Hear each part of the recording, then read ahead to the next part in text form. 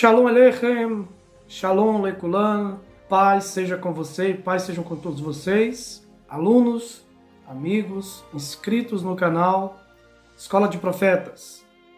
Estamos aqui na Parashá Acharei Mot, ou simplesmente a Parashá Acharei, que fala sobre após a morte dos filhos de Aharon, de Aron. Essa porção é a porção de número 29, e hoje nós vamos falar um pouco sobre dois bodes, dois cabritos. Vamos falar sobre dois aspectos. Um aspecto para o Eterno e um aspecto para Azazel. Esse nome Azazel é peculiar e nós vamos trazer exatamente o que quer dizer Azazel, se é um local realmente ou se é o nome do bode. Vamos entender aqui essas questões hoje.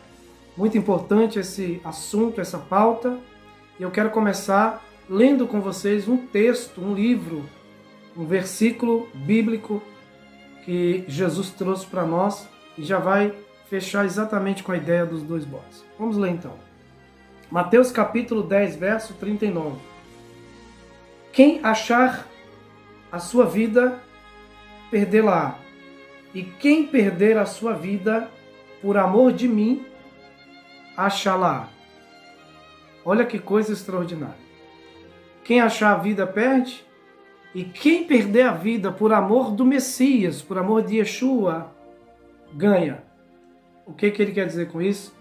Nós vamos explicar isso para vocês agora na Parashá Acharei Mot. Eu quero convidar você, não esquece de se inscrever no canal, dar o seu like, muito importante para manter então esse projeto de pé. Eu já quero te convidar, abra a sua Bíblia no livro de Levítico, no capítulo 16. Vamos ler o versículo 5 ao 10 do capítulo 16. Diz assim: E da congregação dos filhos de Israel tomarás 2 cabritos, em algumas traduções vai dizer 2 bodes, por oferta de pecado, um, e outro por oferta de elevação. Oferecerá Arão o seu novilho da oferta de pecado, e fará expiação por si e por sua casa. Verso 6, Aharon vai pegar um novilho, tá? E vai oferecer para si e para sua casa, que não tem nada a ver com os 2 bodes que nós vamos ler agora. Agora vamos lá. Ele tomará os 2 cabritos e os fará ficar diante do Eterno, à porta da tenda da reunião. E lançará Arão sobre os 2 cabritos sortes, um para o Eterno, outro para Azazel. Observem que aqui a palavra é sortes. Vai lançar sorte, vai fazer um sorteio. Um morrerá para o Eterno e o outro bode sorteado sairá deserto adentro até chegar num precipício que supostamente chama-se Azazel. Verso 9. E aproximará Arão o cabrito, sobre o qual caiu sorte para o Eterno, e o oferecerá como oferta de pecado. E o cabrito, sobre o qual caiu a sorte para Azazel, colocar-se-á vivo diante do Eterno, para espiar por meio dele, para enviá-lo a Azazel, ao deserto. Observe que para enviá-lo a Azazel, então dá a ideia de que não é o bode que se chama Azazel, mas é o local, o momento em que o bode vai, ele vai chegar num local, provavelmente um precipício, em que ele vai ser atirado de cima para baixo. Ou alguns acreditam que o próprio bode, perturbado, atormentado pelo peso do pecado que carrega, pula precipício abaixo. É um negócio meio misterioso e até macabro essa história do bode Azazel. Mas vamos falar um pouco sobre isso. Nós temos nessa Parashá uma menção, inclusive a própria Parashá, ela existe com esse nome por conta da morte dos filhos de Aharon. O interessante é que nós já passamos, depois da morte dos filhos de Aron, 2 parashot. Passamos Tarziliá e Metzorá, e só agora, depois de 2 porções, falando sobre pureza e impureza, falando sobre a ideia de morte e vida, nós estamos novamente lembrando a morte dos filhos de Aron. Quem são os filhos de Aron que morreram? Nadab e Abihu. Isso aconteceu em Levítico capítulo 10. Nós já estamos em Levítico capítulo 16. E por que a Parashá leva o nome após a morte? Porque após a morte dos filhos de Arão, algumas coisas mudaram e algumas novas orientações foram dadas a Arão e a Moisés pelo Eterno sobre a santidade, a importância da santidade, a importância do culto. Acredita-se, é um mistério para alguns, que os filhos de Arão eram meninos consagrados, eu acredito nisso. Acredita-se que eles tinham a vida no altar, e eu também acredito nisso. Alguns comentaristas acreditam que eles tomaram vinho antes de entrar no Kodesh HaKodashim, no lugar santíssimo, e essa foi a causa que o Eterno então os consumiu. Há um mistério envolto na morte desses rapazes. Porém, para o bem e não para o mal, houve alguns cuidados maiores com a santidade de Deus e agora vem novas orientações. E aqui, em Levítico 16, nós estamos exatamente no dia de Yom Kippur, que acontece posteriormente a todo esse episódio nefasto da morte dos filhos de Arão. E a Torá é clara e diz que Arão fez silêncio, observou, não falou nada. Um homem muito santo, de alto calão espiritual, percebeu que o melhor era fazer silêncio e ficou no seu luto em silêncio. E sempre que há morte, a gente sabe que isso na cultura hebraica é muito vivo, muito... É até irônico falar que quando há morte há coisas vivas, mas há alguns mandamentos que criam vida quando o judeu, o israelita, entra de luto. E um dos mandamentos que eles mais levam a sério é essa questão da purificação e do cuidado com os mortos. Tá. Aí agora nós vamos aqui para Levítico 16 e Yom Kippur. No dia de Yom Kippur acontece uma cerimônia. Arão, que é o sacerdote, o Kohen Agadol, o sumo sacerdote, faz um sacrifício para ele e a família, para purificar os pecados dele e da família dele. Nesse sacrifício ele usa um bezerro, dá a entender que é um novilho, né? Tá certo. Fora esse bezerro que é para expiar os pecados do sacerdote de sua família e de todos os levitas, Arão agora vai oferecer 2 bodes, 2 cabritos. Um para o Eterno e outro para Azazel. Nós temos uma outra palavra que eu quero trazer para vocês aqui em Romanos, para a gente falar um pouco sobre essa relação, para a gente falar sobre essa relação entre morte e vida. Eu tenho uma palavra para compartilhar com vocês. Veja, Romanos capítulo 8, verso 33 ao 39. O que diz em Romanos 33 ao 39? Observem, é muito importante entender esse trecho para a gente fechar o raciocínio aqui na Parashá semanal de Aharemot. Olha o que diz aqui na Bíblia João Ferreira de Almeida. Quem tentará acusação contra os escolhidos de Deus? É Deus quem os justifica. Quem os condenará? Pois é Cristo quem morreu, ou antes, quem ressuscitou dentre os mortos, o qual está à direita de Deus e também intercede por nós. Quem nos separará do amor de Cristo? A tribulação, a angústia, a perseguição, a fome, a nudez, o perigo, a espada, como está escrito. Observe o verso 36, o que diz. Como está escrito, por amor de ti, somos entregues à morte todo o dia. Fomos reputados como ovelhas para o matador. E aqui eu não quero que você lembre só de ovelha. Lembra aí agora do bode para o Eterno.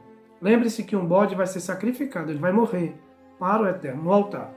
O outro vai ser livre, no deserto, no mundo, fora do arraial. Olha o que a Bíblia continua dizendo. Mas em todas essas coisas somos mais que vencedores por aquele que nos amou. Porque estou certo de que nem a morte, nem a vida, nem os anjos, nem os principados, nem as potestades, nem o presente, nem o porvir, nem a altura, nem a profundidade, nem alguma outra criatura nos poderá separar do amor de Deus, que está em Cristo Jesus nosso Senhor. Palavra maravilhosa, palavra que vem acalhar, vem ratificar a nossa reflexão. A nossa vida é assim.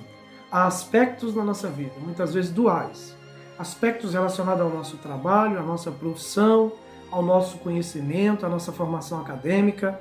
Aspectos relacionados à nossa vida com a família, com a sociedade. A nossa relação com o dinheiro e os bens materiais. Nessa paraxá nós lemos aqui. 2 cabritos vão ser apresentados. Vai ser lançado sorte. Pois bem, para decidir o futuro de 2 bodes, quem vai morrer e quem vai ficar vivo, é até cabível lançar sortes. Para decidir o futuro de homens, mulheres, de seres humanos, nós não lançamos sorte. Nós não devemos depender do acaso. Existe até uma música que diz que o acaso vai me proteger. Isso é muito perigoso. O acaso não protege ninguém. Quem protege é o Eterno. Quando você volta a sua vida para o altar, para o propósito do Eterno. Quando você entende o Criador. Isso vai muito além de religião que eu estou trazendo nessa paraxá. Muito além de religião, o que eu trago nessa porção. Porque Uma vida para o eterno é alguém que decidiu fazer o bem. É alguém que entendeu que quando veio aqui para essa vida, ele veio com uma missão, com um propósito, e esse propósito deve ser compreendido, para que depois possa ser cumprido. Olha o que nós aprendemos com Jesus. Ele diz o que em Mateus? Quem achar a vida, perde. Quem perder, por amor a ele, ganha. O que é muitas vezes achar a vida? São pessoas voltadas à sua própria vaidade, ao seu próprio ego, pessoas voltadas ao seu próprio egoísmo, pessoas que acham que o mundo tem que girar em torno delas. Pessoas muitas vezes ambiciosas, arrogantes e até prepotentes, que não percebem o quanto elas estão ferindo as pessoas que mais amam. Pessoas que muitas vezes não percebem o quanto que a vida se tornou amarga, com revoltas, com traumas e com lembranças ruins que elas resolveram guardar. Elas optaram olhar sempre para o lado pessimista das coisas, não conseguem ver o lado otimista. Elas sempre olharam e acharam as dificuldades em todas as oportunidades. Nunca foram capazes de encontrar nenhuma oportunidade, nenhuma dificuldade. Então, aqui nós aprendemos isso. Então, viver para o eterno é viver o bem, é viver dentro daquilo que Deus determinou, é viver encontrando o propósito de vida no outro, no próximo. Para Azazel, ou viver para o deserto, é viver uma solidão. Muitas vezes não é muito difícil você colocar o olhar em alguém e perceber que ela vive uma solidão. Seja ela espiritual, que é a pior solidão que existe, uma ausência de Deus, seja ela uma solidão emocional, seja ela uma solidão psicológica. Então muitas pessoas vivem uma solidão, vivem uma tristeza, com suas almas vazias. Assim como aquele bode. Era muito macabro o que acontecia, porque o bode que ficava vivo, assim, meio que salpicado do sangue do bode que morreu, ele saía e era conduzido por um levita até certo ponto. Esse lugar, ou esse precipício, segundo o que acredita-se, é uma suposição, chamava-se Azazel. Era um precipício em que o bode, muitas vezes, ele se lançava dali. Não era necessário nem o oficiante empurrar o bode. Alguns acreditam que o levita que ia empurrava o bode precipício abaixo. Outros acreditavam que depois da cerimônia de Shemitah, Shemitah é uma coisa, mas Shemitah é impor a mão sobre o animal, colocando a culpa sobre ele. Assim que o bode recebia a imposição de mãos, recebendo toda a culpa, todo o pecado, e saía espiando esse pecado para fora da tenda, alguns acreditam que ele saía atormentado e ele mesmo se atirava precipício abaixo. E eu me lembro muito sobre o suicídio. Há pessoas que realmente caminham, fazem o caminho desse bode, fazem essa trajetória. E chega um ponto na vida dessas pessoas que a única opção que elas encontram é o precipício. E realmente, de tanto viver atormentadas com uma solidão, com a ausência de Deus, com a ausência de esperança, de amor, perdem o sentido, perdem a noção, perdem o amor à vida e optam pela morte. Assim como o bode, pulam um precipício abaixo. Hoje, o alto índice de suicídio nos assusta. O alto índice de depressão, a depressão já é um problema de saúde pública. Então nós temos que repensar dentro dessa paraxá. A nossa vida tem sido para o eterno ou para Azazel? As nossas decisões têm sido decisões no altar do eterno, com propósito de vida em amor, justiça e bondade, ou a nossa vida tem sido pautada nas decisões para Azazel, para o deserto? Quantos desertos nós construímos para nós mesmos, quando nos isolamos das pessoas, quando nos achamos superiores e quando principalmente não nos perdoamos? Se você não tem capacidade de perdoar nem a si mesmo, imagine os outros. Se você é carrasco com si mesmo, imagine com os outros. Então fica essa reflexão da Paraxá Acharemot. Após a morte dos filhos de Arão, nós aprendemos que devemos viver para o eterno. Ofereça o seu bode para o eterno. O bode é o sacrifício, é a sua força, é a sua energia, é a sua vitalidade, é os seus dons. Não ofereça para o deserto, porque o deserto é lugar muitas vezes de tristeza e de solidão. Baruch Hashem, o Eterno te abençoe e abençoe toda a sua casa.